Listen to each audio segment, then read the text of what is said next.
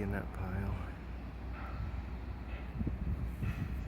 On a trip to the local recycling facility, or shredder as it's known, I was horrified to see what appears to have been a collection of classic cars, some evidently kept indoors until recently, most of the damage being done by the forklift at the yard. Some of these cars still have their hubcaps, and it looks as though there are replacement body panels in the back of the El Camino. Nice back bumper. Unfortunately, there is no way to save parts from any of these vehicles, as the international recycling conglomerate that runs this operation have very strict corporate policies.